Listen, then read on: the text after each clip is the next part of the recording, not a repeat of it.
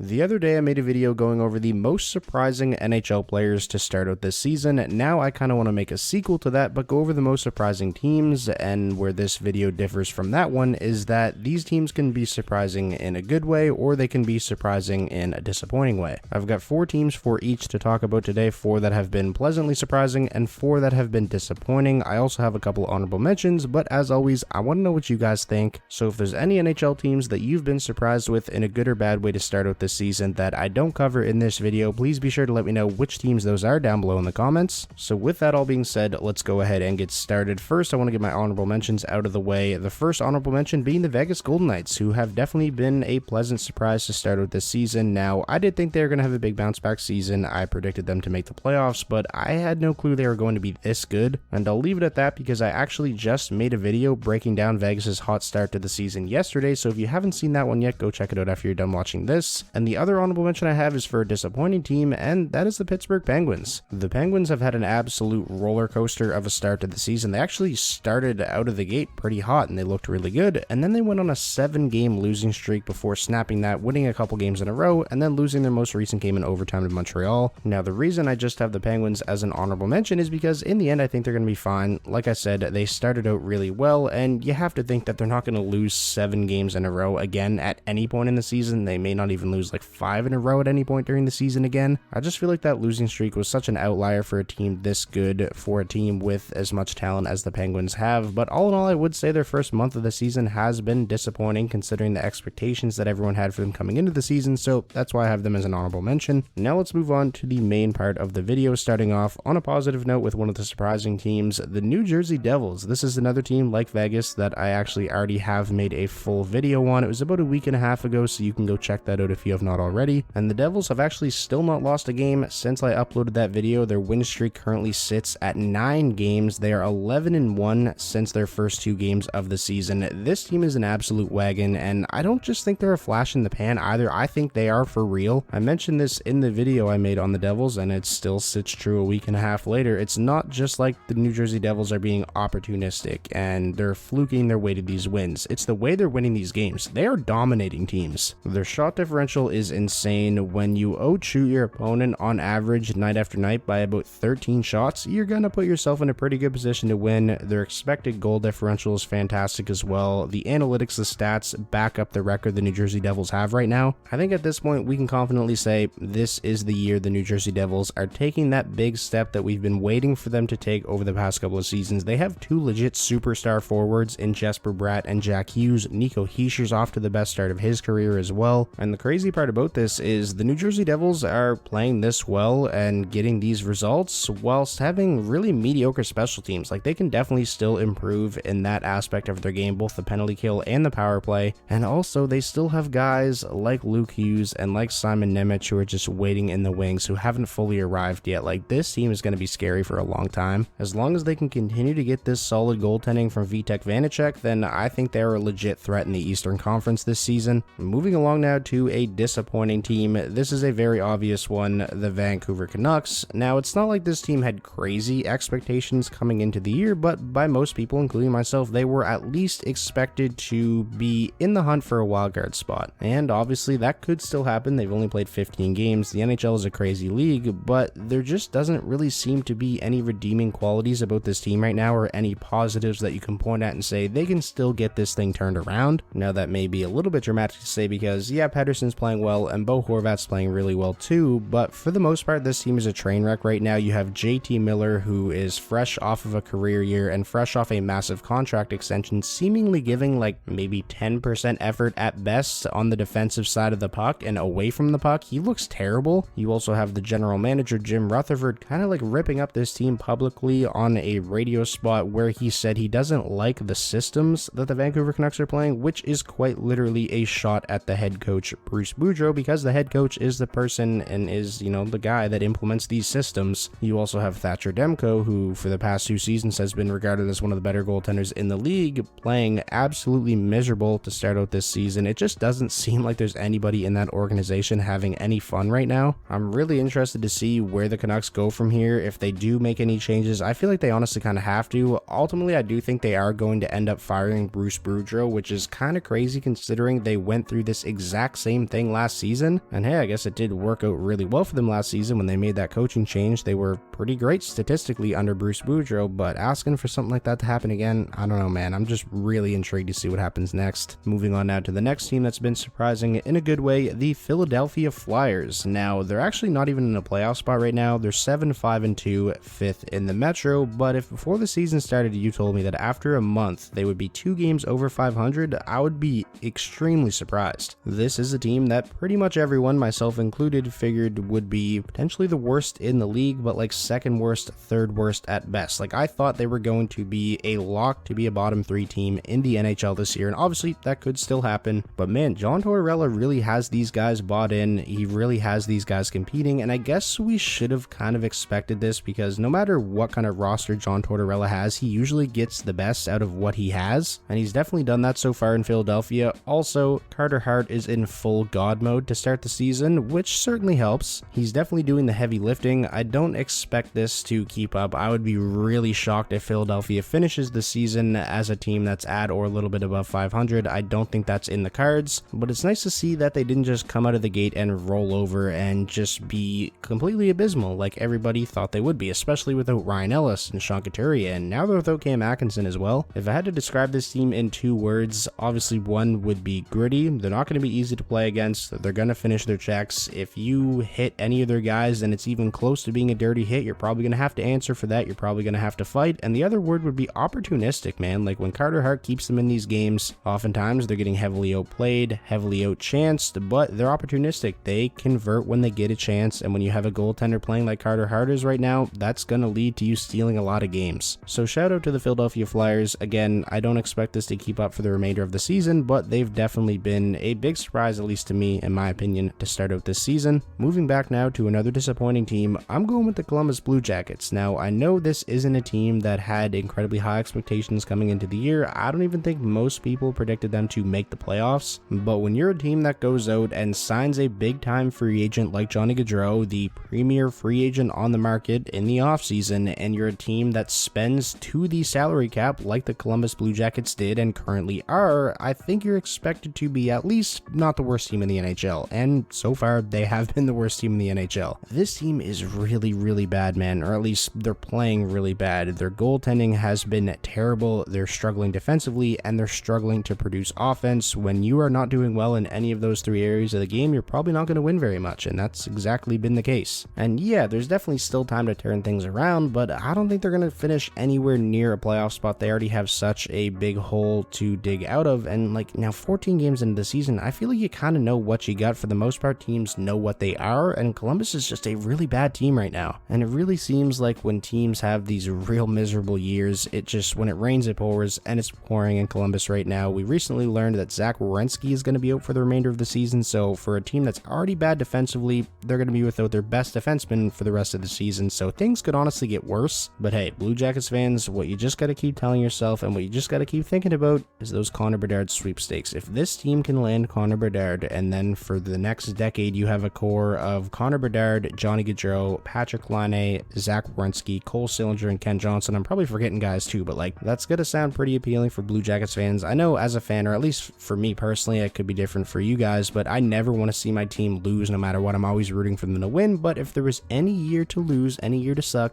this would be the year. Moving along now to the next surprising team, the Boston Bruins. Heading into the year, this was the team that everybody thought if there was going to be a team to fall out of playoff contention in the Atlantic Division, most people said and thought it was going to be the Boston Bruins. However, so far it has been the complete opposite, as Boston is currently tied for first place in the National Hockey League with a record of 13-2, already up to 26 points on the season. Just look at some of the numbers on the screen. Two-way dominance, first in the NHL in terms of goals for per game, and first in the NHL in goals against per game. Any questions that people had about this team heading into the season have seemingly already been answered. Age, these guys are aging like fine wine. Patrice Bergeron is somehow getting better, which doesn't even make any sense. How is David Krejci going to look after he took a year off and went and played in the Czech Republic? Obviously, he still played pro hockey over there, but it definitely wasn't, the speed and the physicality level like the NHL is, but Krejci looks great. How are they going to fare without McAvoy and Marchand to start the season? Obviously, they did just fine, and now those guys are both already back. They were way ahead of schedule, and this team is now locked and loaded and still firing on all cylinders.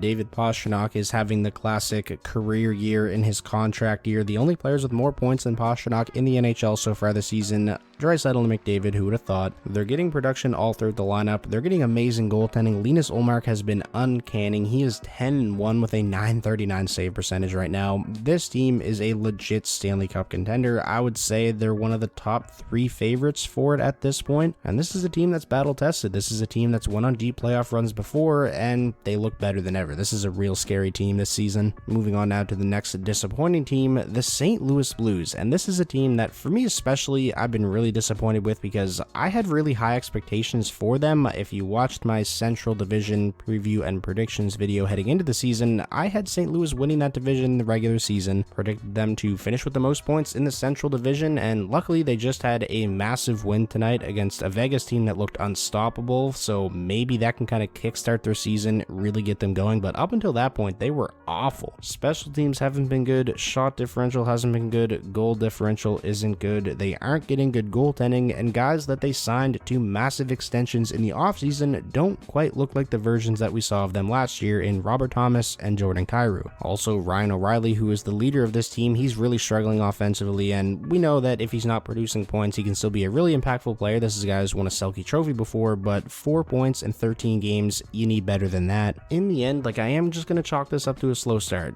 Really, they're only 5-8, right? They're 3 games below 500. I don't know if it's a hot take to say this, but I do still expect this team to make the playoffs. I think they have way too talented of a roster not to, but they definitely haven't made things easy on themselves. They got a pretty big hole to dig out of, but luckily for them, the Western Conference as a whole doesn't look that great this year, so if you're a Blues fan, that's kind of a silver lining there. Moving along now to the final team that has been surprising in a good way that we're going to talk about in today's video, the Seattle Kraken. They have quietly had a fantastic start to the season, 8-5-2, 3rd in the Pacific, and tied for the 8th best record in the entire league. If you were to tell me that Philip Grubauer was going to be a little bit better than last season, but still completely awful, I would have said the Seattle Kraken aren't going nowhere. But how about Martin Jones has kind of revived his career, taken over as the starting goaltender for the Kraken, and he's been great. He's got 7 wins, a .910 save percentage, which is really nice to see for a guy where it kind of looked like his career could be coming to an end. He was a non-option there for a couple of years. Seattle's big free agent acquisition, Andrei Burakovsky, he's been producing just as they hoped he would. He's actually leading the team in points right now. Matty Beniers is having a very strong start to his rookie season, just like we all kind of expected him to. This team is just looking really solid, and like I said, in a Western Conference that doesn't look the greatest this year, I think Seattle could cause a lot of problems for those fringe playoff teams. I think they can make things really interesting. I'm really excited to see how the remainder of their season goes. Obviously, Seattle being in this video, I'm meant to talk about them in a positive way, but man, I wish they would figure out what they're doing with Shane Wright. He's been a healthy scratch so many times already. Only played 7 games, so the year hasn't came off his ELC yet. They still have the option to send him back to junior, but boy, are they ever dragging that out, and I feel like it's kind of became a distraction. Obviously not for the players, I don't think they really care about any of that, but for the media, I feel like the media should be focusing on Seattle having a good start to the season, but like I said, they've been really quietly just coasting along and playing really well while all the attention's going to the whole Shane Wright stuff. And now for the final disappointing team, and the final team we're going to talk about in today's video, the Calgary Flames. Now, they currently have a record of 500. They won last night against the Winnipeg Jets. They're 6-6-2, 14 points, 5th in the Central. It hasn't been a disastrous start to the season, but this video is based off of the expectations that I had for these teams heading into the season, and I had really high hopes for the Calgary Flames. I predicted them to win the Pacific Division in the regular season, finish 1st place, and overall I feel like they've just looked really mediocre, and I think a lot of that can be attributed to the fact that there's just so many new faces, and that whole locker room went through a seismic shift. You lose 2 100-point players, 2/3 of one of the best lines in the league, if not the best line in the league last year. Bringing guys like Huberdeau and Weegar, sign a big-time free agent like Nazem Kadri. Obviously, there's going to be an adjustment period in there for some of those guys, but Kadri's looked great, but